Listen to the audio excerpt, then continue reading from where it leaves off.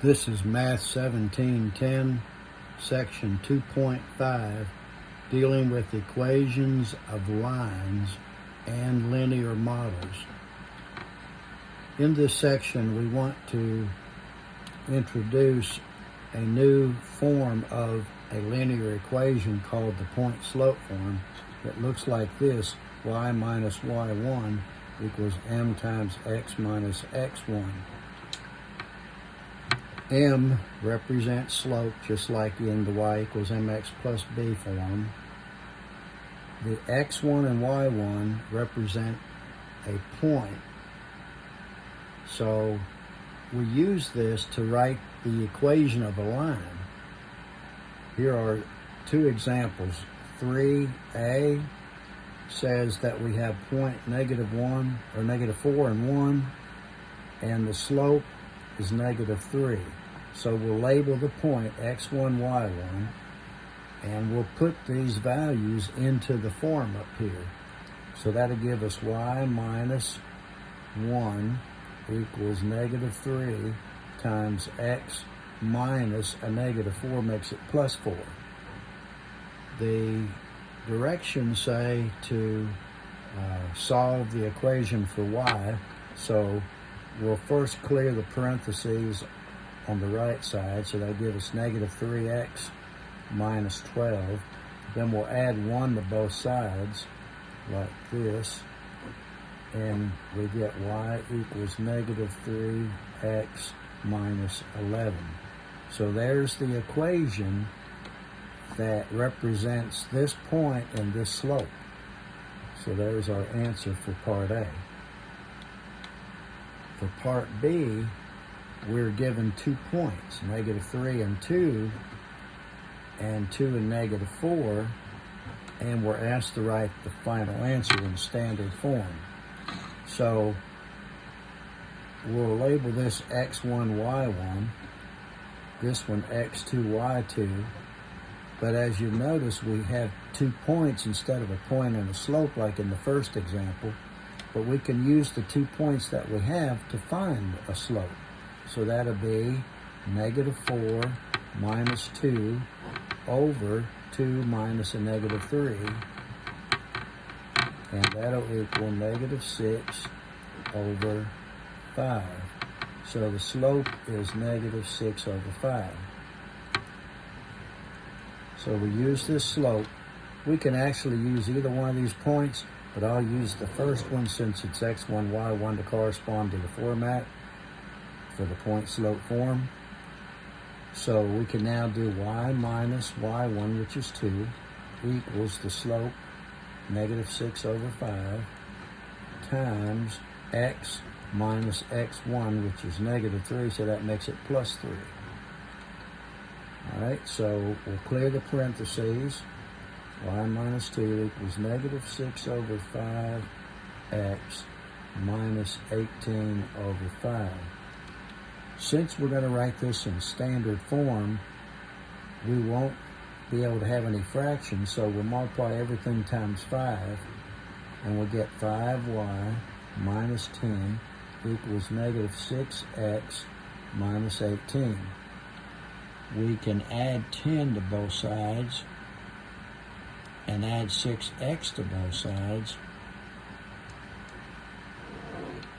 That'll cross off these two columns and give us 6x plus 5y equals -8. So there's the equation in standard form that has this point and this point. And of course we found the slope on our own. All right, we're going to go back now to a previous form of a linear equation, the y equals mx plus b.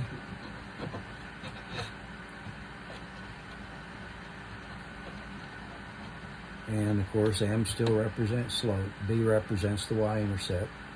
And our first example, 3a, says find the slope and y-intercept of the line with this equation, 4x plus 5y equals -10. So if we can get the equation to look like this, the y point slope form, not the point slope, but the y-intercept form, by solving for y, we will have what we need. So subtract 4x from both sides. That'll give us 5y equals, put the negative 4x first, and then the minus 10. Then we'll divide everything by 5. And that'll give us y equals negative 4/5 x minus 2. Now that we have it in slope-intercept form, we can simply identify this as m, and this will be b, which is the y-intercept.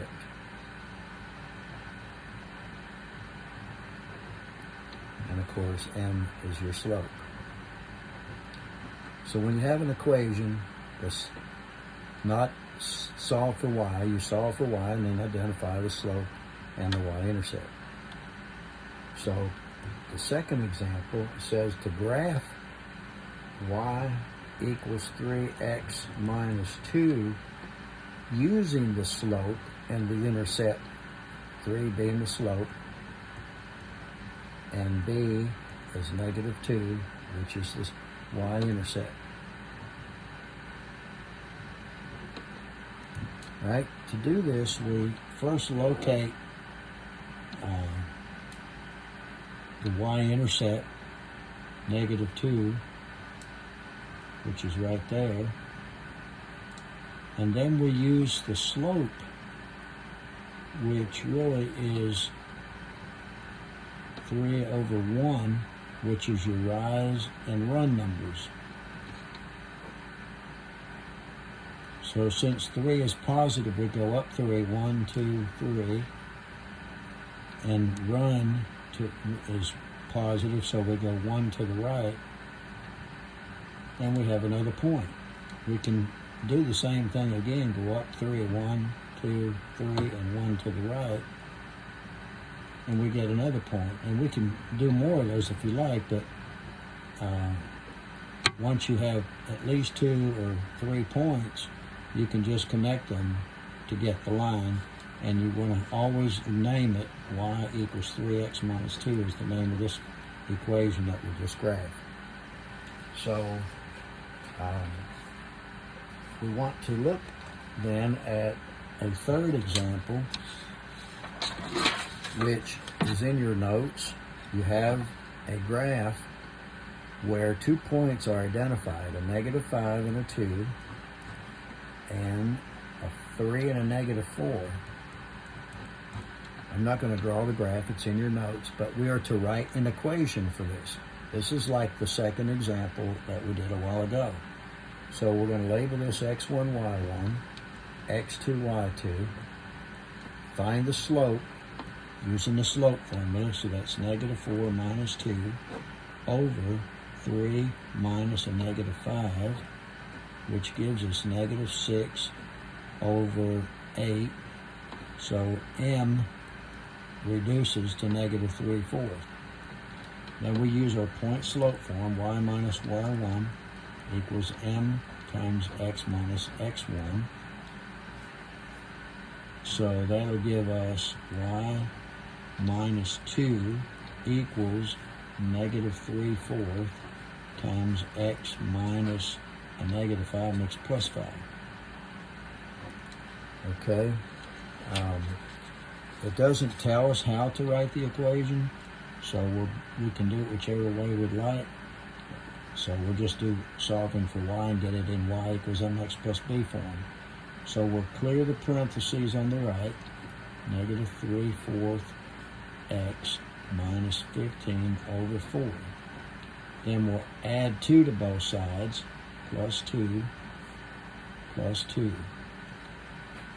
So here the 2's cancel, and we get y equals negative 3/4 x. Okay, now we're trying to add negative 15 over 4 and 2 over 4. 2 over, not 2 over 4, but just plain 2. But 2 is the same as 8 over 4. I did that so that the denominators would be the same. Then we can just add the numerators and get negative 4. So there's the equation in slope-intercept form. If you had to write it in standard form, just multiply everything before, put the x and y on the left. All right, next we have two special equations. This is where x is equal to some number a, where the x value for every point on the graph that we're going to draw, the x value, the x coordinate is equal to whatever a is. So if we have x equals -2, okay, we'll put a -2 right there, and everywhere up and down this, from this point, up and down from there, x is always going to be -2. So in other words, we really have a vertical line right there. This is x equals -2. That's an easy graph, or an easy equation to graph. And notice that the x-axis is vertical, horizontal, and the y-axis is vertical, but the graph of x equals some number is vertical. So it's the opposite of the axis. X equals some number is a vertical line. The x-axis is a horizontal line. It's always the opposite. If we had to do y equals some number b, and this time we're going to use y equals 5, we have a similar situation. Let's locate y equals 5, 3, 4, 5, which is right there. And every point to the right and left of this point that has a value of 5 for y will create a horizontal line. So y equals 5 is this horizontal line. Y equals 5 is a horizontal line, whereas y-axis is vertical. So again, it's opposite. So that's an easy way to remember things as far as graphing x equals some number or y equals some number. Now, at the bottom of page 22, you'll see it talks about parallel lines. And it defines parallel lines as two distinct or separate non-vertical lines. It says they're parallel if and only if they have the same slope. So parallel lines suggest that they have the same slope, but they can be vertical, or as the second statement says, they can also be horizontal. Both of them can be vertical, or both can be horizontal to be parallel. In the first case, when they're both vertical, you can't really say that the slopes are equal, because the slope of a vertical line is undefined. So it doesn't exist. So two slopes that don't exist can't be equal. But if they're both horizontal, their slopes are 0, and that makes them equal in that case. For perpendicular lines, we have a different situation. These are two distinct non-vertical lines. They're perpendicular if and only if their product, which means when you multiply their slopes together, you get -1. That's the same thing as saying that their slopes are negative reciprocals. So if one of the slopes, if the slope of the first line is 4/3, the slope of the second line is the opposite sign, negative, and flip the fraction, get 3/4. So if you multiply 4/3 and 3/4 together, you get -1. The second statement says a vertical line and a horizontal line are perpendicular, but their slopes are not negative reciprocals. And again, it has to do with the fact that the vertical line does not have any slope. It's undefined. So this now allows us to find equations that are either parallel or perpendicular to the equation of some other line. So under G1, we're looking for a line that's parallel, and this is the symbol for parallel, two vertical lines side by side, parallel to 2x plus 5y equals 4. So we'll call this line 1. And we're going to be looking for another line, that'll be line 2. Line 2, it says, passes through negative 3 and 5, positive 3 and 5. So this line will have the same slope as line 1, but we have to find the slope of line 1 to know what the slope of this one is. So we'll go 2x plus 5y equals 4, and we're going to solve for y. Subtract 2x from both sides, and that'll give us 5y equals negative 2x plus 4, and then divide by 5 on all the terms, which will give us y equals negative 2/5 x plus 4/5. So this is line 1. So the slope of line 1 is this right here, negative 2/5. The slope of line 2, which we'll call M2, has, since we're talking about parallel, it'll have the same slope, so it'll also be negative 2/5. So we'll use this slope, and we'll use this point, which we can call x1, y1. We'll put both of them into the point slope form, y minus y1 equals m times x minus x1, the point slope form. So y minus 5 equals negative 2/5 times x minus 3. Okay? And it says to put this in standard form, so we're going to have to clear the parentheses. Y minus 5 equals negative 2/5 x plus 6/5. We're going to multiply everything by 5 to clear the denominators. So times 5 will give us 5y minus 25 equals negative 2x plus 6. Okay? Then we're going to have to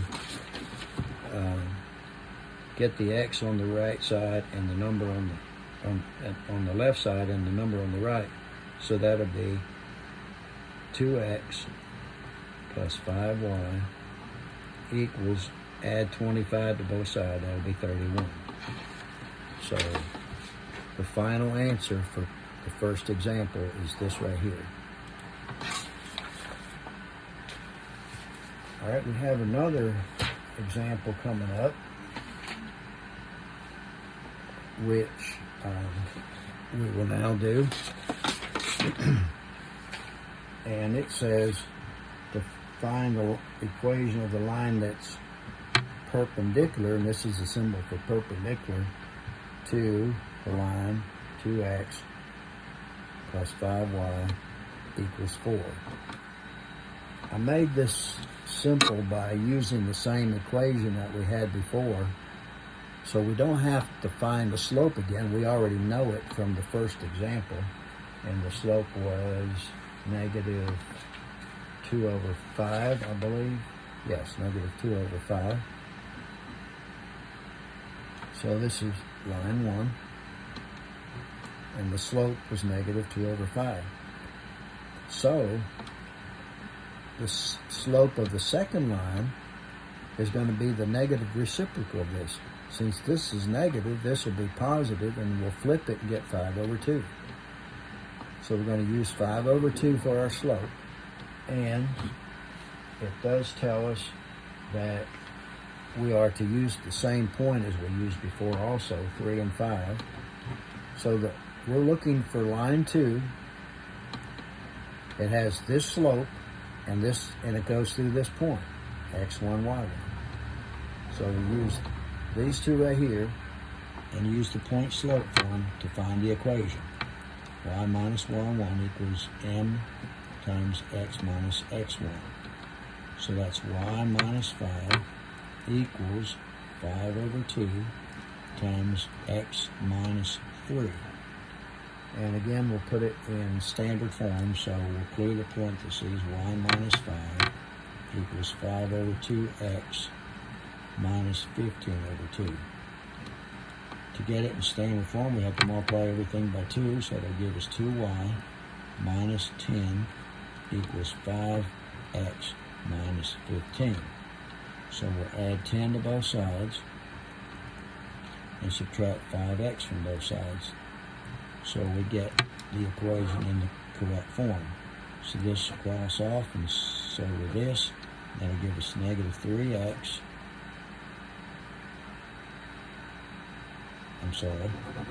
Negative 5x plus 2y equals negative 5.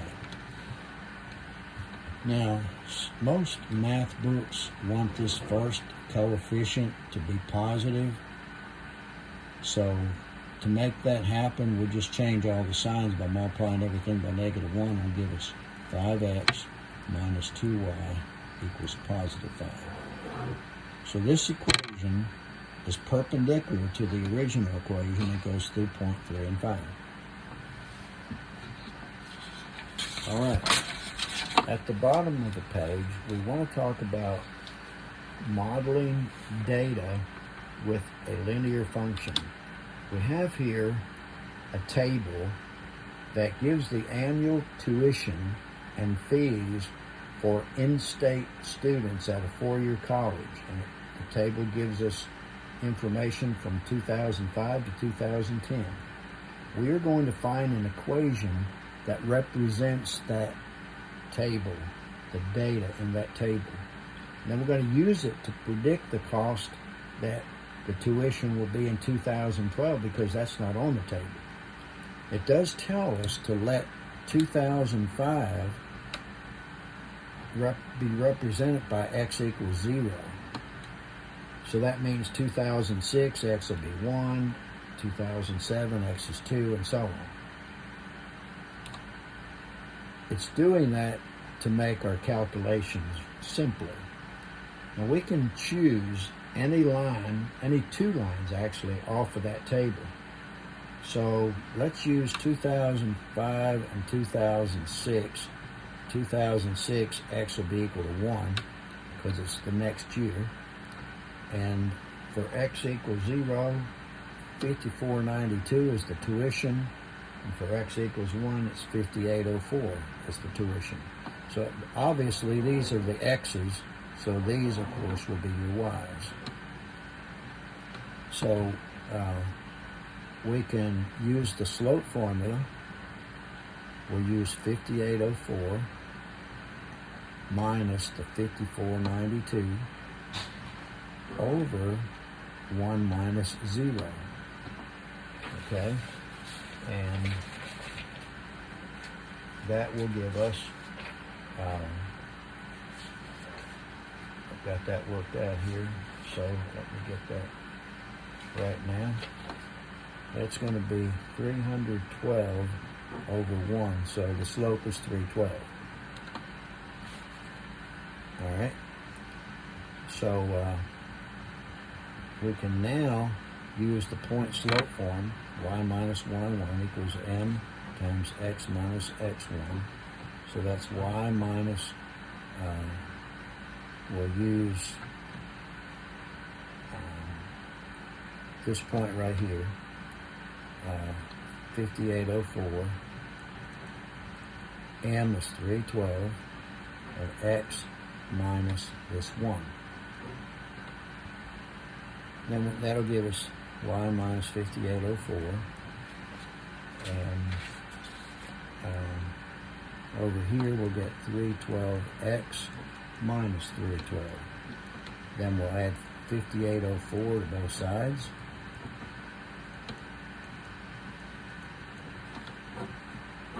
And that'll give us y equals 312x plus 54.92.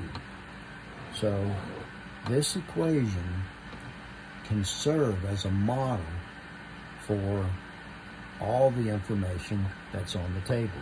We just happen to pick 2 lines off the table. But the original question says, what's it going to be, what's the tuition going to be in 2012? Well, in 2012, we're talking about 4 more years after, or 2 more years actually, after 2010. So that'll be 0, 1, 2, 3, 4, 5, 6, 7. So X will be 7. 7 years after the first line on the table. So we're going to put a 7 in for X right there. So that'll give us Y equals 312 times 7 plus 5492. So this is going to be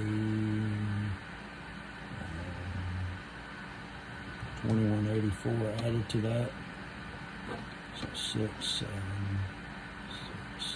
$7,676 would be the tuition in 2012 based on the data in that table. Okay, on the last section of your notes, you will see that we can use a graphing calculator to perform our model that we want to use.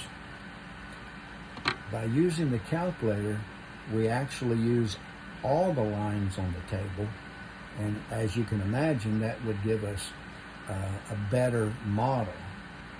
So this is a technique that's called linear regression. I have the steps for you that you can use in a graphing calculator. So we first go to, after we turn on the calculator, we go to the stat key, which is right here. And on the stat key, you'll see the first word edit is highlighted. So I want to highlight that one. So I'll hit enter. And if you'll notice, I've already entered this into my calculator to save time. But we're going to use the numbers 0, 1, 2, 3, 4, and 5 on that came from the table. 0, 1, 2, 3, 4, 5. There is 6 entries, and the corresponding number to the right for the cost in dollars is given here. The way you put these numbers in here is to enter each one. I'm going to start with the L1 column, which is your X's. I put a 0 and I hit enter. Then I put a 1 and I hit enter. Every time I put a number in, I hit enter, and that gives you all the numbers.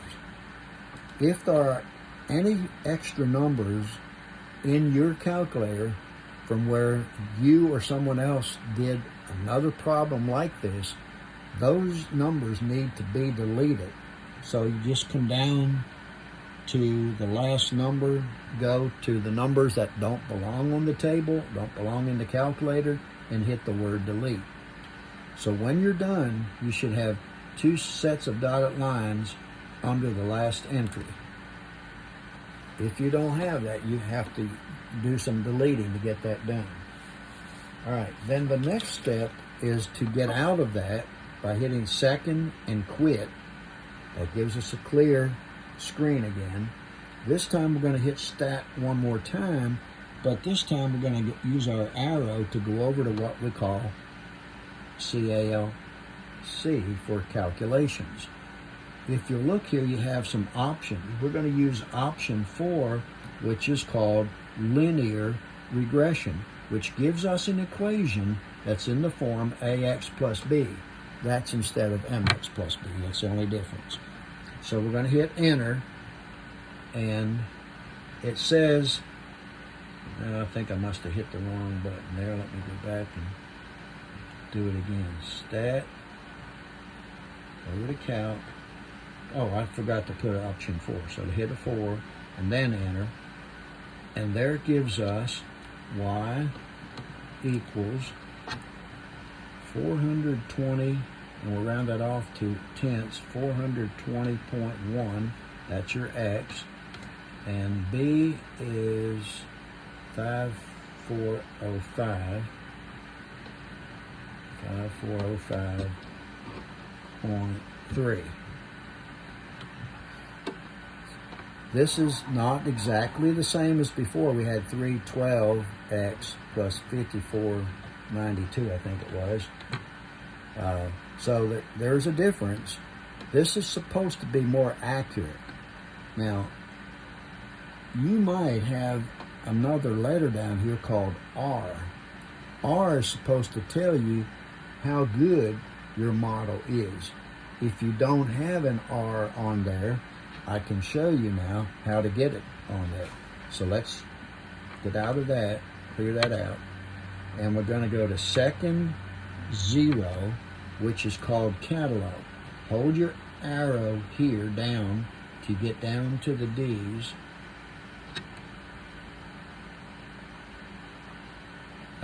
Okay, I went past where I want to go. It says diagnostic off and diagnostic on. We want to go to diagnostic on and hit enter. And then hit enter one more time, and we're done. Now let's go back, clear that out, go back to stat, go over to calc, go down to option 4, or just hit 4 on your calculator and hit enter. And this time there's an R on there.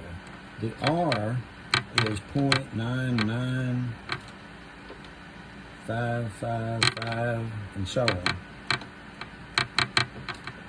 And if you'll notice in your notes, I think I put that on there, maybe I didn't, but the closer this R is to 1 or -1, the better the model you have found. So we found a very good model because this is very close to +1. This is called the coefficient of correlation. It's a number that tells you the correlation between the data that was on the table. So a 1 or -1 is a very good model. All right, that completes this section. Again, do your homework on Pearson, not what's in the notes. Thank you.